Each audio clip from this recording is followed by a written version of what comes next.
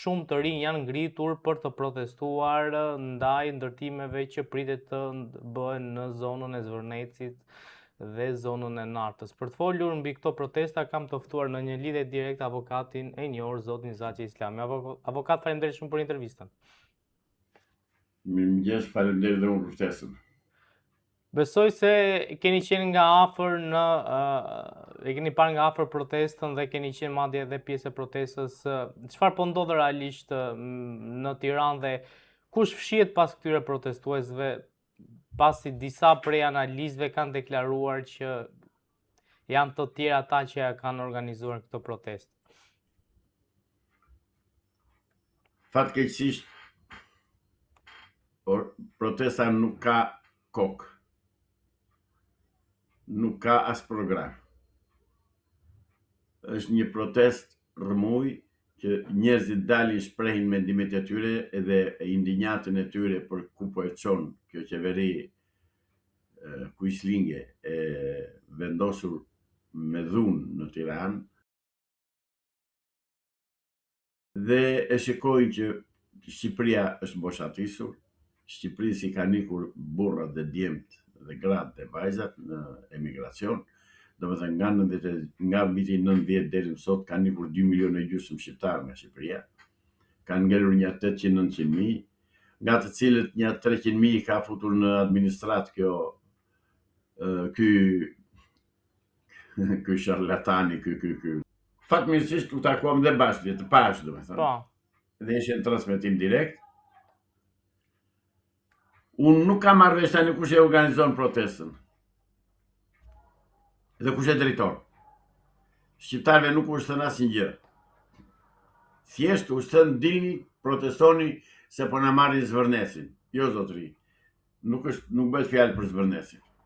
Bëhet fjalë për një sipërfaqe shumë të madhe toke në Vlorë, të cilën do t'ua them tani se çfarë më kanë sjell nga më kanë dërguar nga Vlora qytetar shqiptar, deri tani i kam të regjistruara dhe do t'ua citoj siç mi kanë dërguar, siç mi kanë shkruar.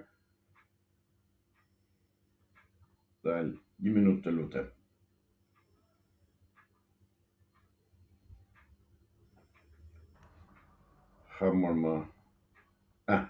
E gjeta. Atëherë. Pra, nuk bëhet fjalë për Zvërnesin. Dhe nuk bëhet fjalë për investitor që nuk i di se kush janë, nuk i njeh asnjë asiati. Bëhet fjalë për dy investitor që fut, njëri që fut rus në Holland dhe tjetra një qifute bulgare në Sovjet Bullgarisë. Të dy këta persona kanë krijuar të quajturat kompani me 0 lek, me një 16.000 euro se sa i kanë, dhe duan të marrin Zvërnesin dhe të ndërtojnë atje resorte. Kush do t'i ndërtojë resorte dhe përse? Do t'i ndërtojnë qifutët. Por që ta vërtetoj këtë po ju them, shikoj çfarë më shkruajnë, më kanë shkruar ditën e diel nga Vlora. Tu një tjeta, më thot qytetari shqiptar, si e, i them, faleminderit mirë. Të lumt thot që po zgjon të gjumosurit, edhe që flet ball hapur dhe vetëm realitetin. Unë falenderoj qytetarin që më shkruan këto fjalë. Dhe më thot, tani zotëri thot radhën e ka Jallia, flasëm për në Vlorë, Panajaja, Narta, Hoshtima, Bestrova, që janë planifikuar si zona zhvillimore për marrjen e pronave. Prishjen e banesave aktuale qofshin dhe të reja, do të ngrihen vila 3 deri 4 kate, prandaj edhe këto vitet e fundit u zhvend zjarri ullishtrave masivisht. Në Panaja po shiten dynym të tëra me vresa dhe ulli me çmime skandaloze tepër të ulta. Projekti Vlora 2, këtu do jemi dhe do të shikoni, por nuk ndodhi, do të merret edhe Kriporja. Pra zotëri,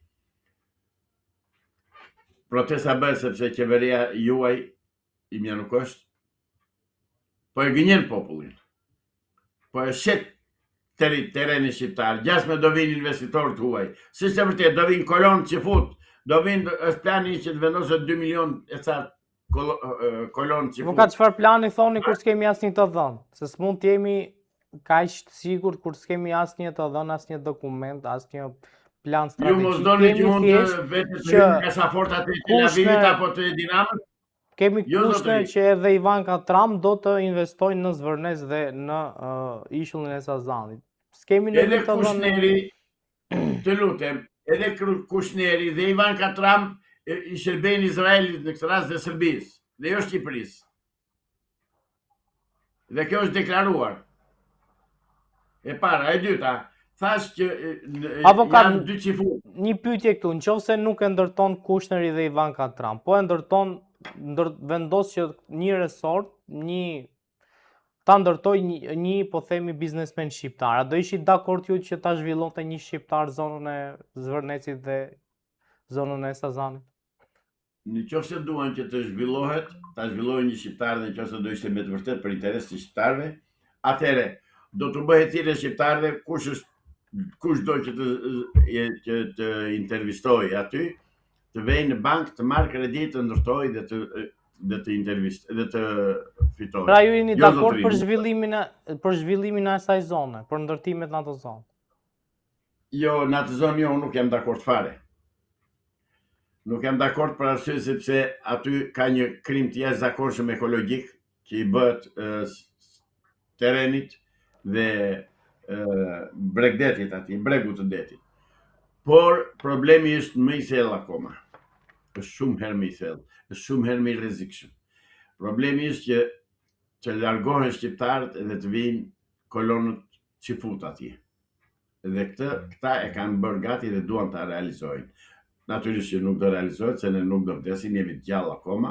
Ka akoma djem dhe burra shqiptar që do t'i dalën zot vendit. Më kënaqi dje një intervistë e njërit nga ministrat të qeverisë Pullum Pilinçit, i cili njoftoi se në datën 13 qershor në Shqipëri do vinë mijëra shqiptar nga diaspora, nga emigracioni, nga do që janë, nga rrethet e Shqipërisë do të vjenë në dispozicion dhe autobus dhe do vinë në datën 13 qershor në Tiranë.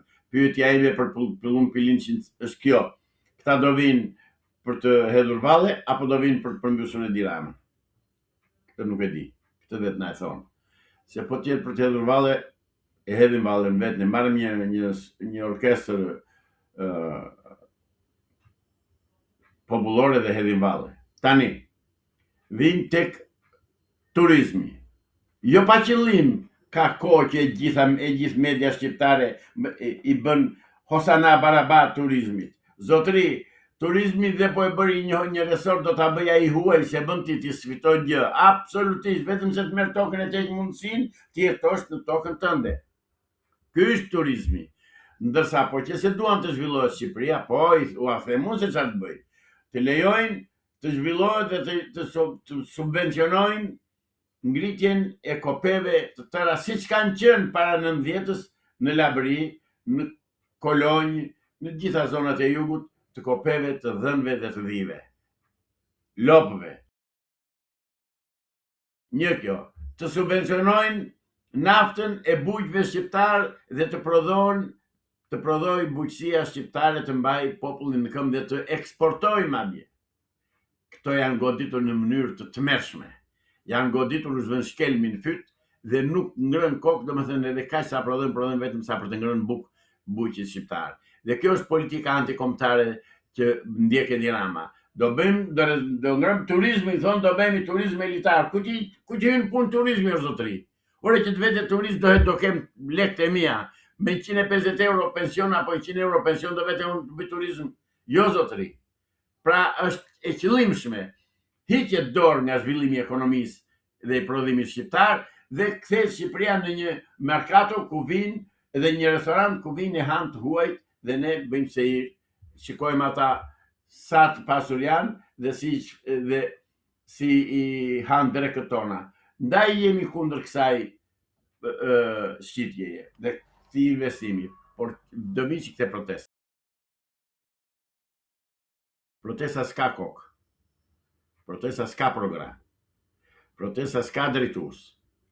Unë dje, si kundre pa dhe juve isha në protest, vajta të mirja mikrofonin që të flisja dhe unë si gjithë qytetarët e tjerë, dhe më thot një nga ata që ishin aty që kishin mikrofonat në dorë, Ardian Tepelena në mos gaboj ka emrin, më thot jo ti nuk do flasësh sot sepse ti je person publik.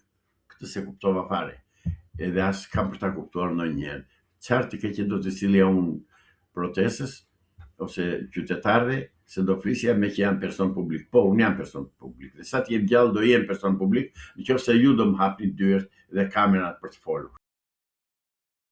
Por lepuri flinte gjetë ka ty. Ata kanë marrë urdhër që Zaçi Islamin të mos e lejojnë të flasë në publik para protestës, sepse Zaçi Islami do denonconte aferën korruptive, do denonconte krimin e madh që i bën Edi Rama popullit shqiptar, duke e dhënë trojet shqiptare, duke e dhënë çifutëve në dispozicion. Pikërisht kjo është arsyeja që ata nuk deshën, nuk më lanë mua që të flisja.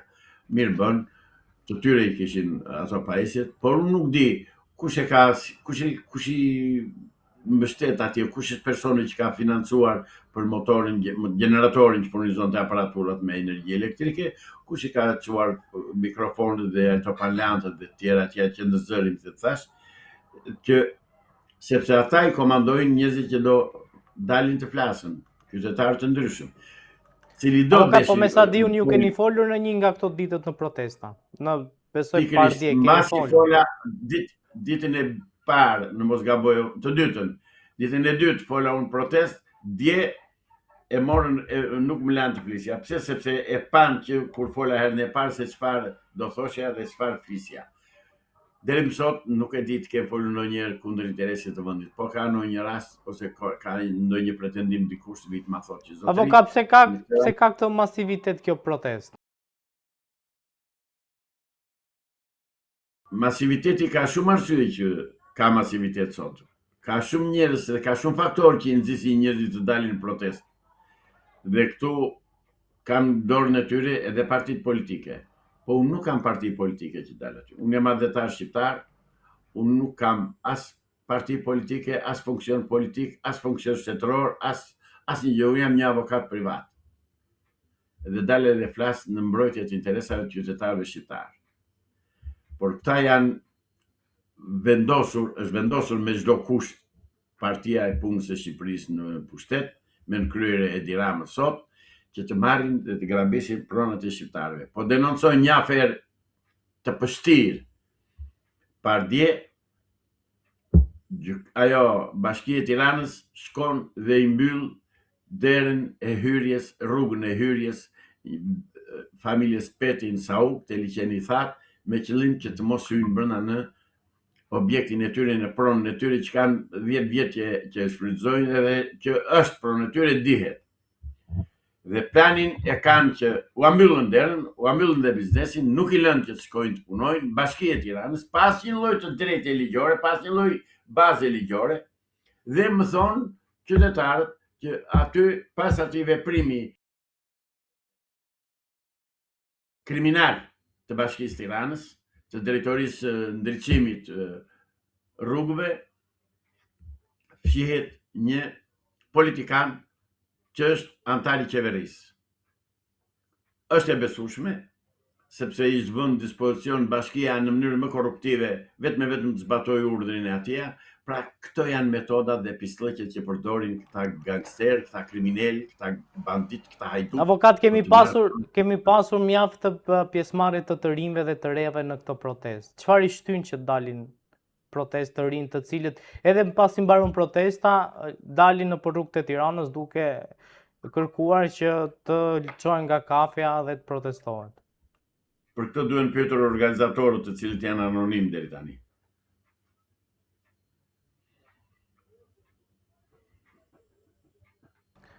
Avokat, ne po flasim për të rinj, për fenomenin, jo për mënyrën se si organizohet. Po pra, kush i nxit? Kanë nxjerrë ndonjë orientim, ndonjë plan çfarë kërkojnë? Kërkojnë vetëm dorëheqjen e Edi Ramës. Po, Po. ja iku Edi Rama. Pastaj? Po që rëndësi ka pastaj? Ata kërkojnë t'i kryeministri. Qa lidhje ka? Po, kush do vi? Kush do vi të bëjnë zgjedhje avokat? Bëjnë zgjedhje ku të vi kush doj. Pra, po ajo po nuk bëhet. Do iki ky e do bën zgjedhje. Jo, do iki ky, po dakor, jap dorëheqjen ai, që ai se jep kur dorëheqjen, ka marruar e ka thënë. Po pra, ajo pun, dhe po. tallet bile, ai dhe tallet me gazetarët, po që të ndodh ajo duhet jap dorëheqjen ai, të vinë në pushtet një qeveri teknike që do përgatisë vendin për zgjedhje, të ndryshojë kodin zgjedhor, të bën janë shumë procedura që duhen ndjekur se si eliminon dot ato. Gjë që këta nuk e thon kurrë, nuk e zënë në gojë fare, kërkojnë të bëhen zgjedhje, të ikë kryeministri, po vetëm kaq, deri aty rrin. Pra thash që e din organizatorët dhe din ata që qëndrojnë pas këtyre protestave dhe pse nuk dalin, se kuptoj pse nuk dalin. Deri tani si e keni parë këtë protestë nga mënyra se e kërkesave, pra a duhet të ngelet vetëm te dorëheqja e Ramës apo duhet kërkohet edhe se kemi parë që janë dhe kundër Berishës në fakt. Berisha është bashkë me Ramën. Çfarë duhet bëjnë organizatorë? Çfarë duhet kërkojnë protestuesit? Edhe njëherë çfarë duhet të kërkojnë organizatorët, protestuesit? Çfarë kërkesash duhet të kenë? Kërkesat që duhet bëjnë ata i din ata. Unë di që kërkoj unë. Unë kërkoj që të dorëhiqet kjo qeveri, të shkrihet parlamenti, të bëhen zgjedhje, të ngrihet një qeveri që do përgatisë vendin për zgjedhje. Këtë kërkoj unë. A mendoni që do ketë, po themi, agravim të protestave dhe pjesëmarrje më shumë dhe shtrirje në qytetet tjera Shqipërisë? Deri tani po shoh një vrim në ujë. Shumë zhurmë për asgjë. Bëhen protestë po çfarë? Ku? Për kë? Kë kërkojnë? Kush do vi? Kush e organizon? Asnjë nuk ka, është një protestë që më shumë është protestë rëmuj se sa e organizuar. Qofsh ai gabuar, Po deri tani s'ka program, nuk ka kërkesa politike të drejtë për drejta. Avokat, po nëse krijohet qeveri teknike. Vendi kërkon zgjidhje politike, zotëri. Shqipëria kërkon zgjidhje politike. Jemi në fakt në situatën më të rrezikshme të mundshme. Jemi në buzë të greminës. Shpresoj që me që qeveria e Pullumpilinçit në hije, në qeveria jo në hije, po qeveria teknike që ka ngritur ai, siç ai thotë, nuk e di se sa do ta bëj, si do ta bëj, por di që ai e ka ngritur qeverinë teknike dhe dje ministri Tia doli dhe tha në datën 13 qershor do mblidhen mira shqiptarë nga diaspora, nga Shqipëria, nga gjithë bota të vinë që të protestojnë në datën 13 qershor në Tiranë. Po se çfarë do protestojnë dhe çfarë do kërkojnë, e thanë, nuk e dim. Ndaj unë e pyes Pullumpilinçin, ke thënë që Edi Rama do ta tërheqim zvarr. Po zotëri, do vi dhe unë bashkë, do ta tërheqim bashkë zvarr. Po aman të dalim. Avokat, ju keni shpresë që qeveria teknike Pullumpilinçit do e marr fatet e këtij vendi në dorë? Duhet t'i marrë në dorë, duhet të organizojë vendin për zgjedhje. Kaq e thjeshtë është, s'është një filozofi e madhe, jo. Duhet thjesht vullnet politik dhe ndershmëri në ato që thua. Të bëhet të përgatisë. Ska parti tjera që mund ta bëjnë këtë gjë? Ska parti tjera që mund ta organizojnë këtë gjë? Jo, partitë e tjera janë tëra partitë që ka partisë punës. Pse edhe partia Agron Sheh dhe Arlind Qorrit e partisë punës është? Zotëri, unë nuk e di programin e Agron Shehit, as të Arlind Qorrit. Kam kërkuar të ta kontaktoj atë Agron Shehin për të marrë vesh ku ndodhet, ku e ka synimin. nuk më ka pranuar, nuk më ka pranuar në kuptimin që i kanë thënë ata asaj sekretarës që ka atje, jepi telefonin tim ose jep telefonin tim flas, është largohet nga unë dhe largohen të gjithë politikanët nga unë, jo addetarët. Addetarët i kam me vete dhe i shikoni në klikimet që bëjnë në intervistat e mia të kanali juaj dhe të tjerë. Por politikanët nuk më duan mua, natyrisht sepse ne kemi ca pronar partish politike, janë parti politike zotëri, janë grupe që kanë pronar, grupe kështu qytetarësh të organizuar që kanë pronar, jo parti politike. Një parti politike bën zgjedhje, bën rotacion, i bën të tëra. Këta janë të tërë që kanë lindur për të vdekur në karrike, si kryetar parti. Shiko Sali Unti, vate 40 vjet kryetar partie. Avokat kryeministri Rama ka deklaruar që pas këtyre protestave fshihet edhe Greqia. Besoni që ka dorë greke në këto protesta? Ai gënjen, ai Greqiri ka me vete, ato janë lodra që bën ai me atë Alex Tsiprën. Ai është mashtrues, mos e besoni atë. Dëgjoj, kurrës mos e besoni as i fjalë Edi Ramës. Kush beson Edi Ramën ka besuar gjarë për një gjë. Edhe Saliu, jo vetëm Edi Ramën. Kush beson ata të dy, ka futur gjarë për një gjë. Avokat, a është drejt rënjes Edi Rama me këto proteste që kanë filluar? Jo, nuk bie Edi Rama. Zoti Islami, faleminderit shumë për intervistën. Edhe unë faleminderit juve për ftesën.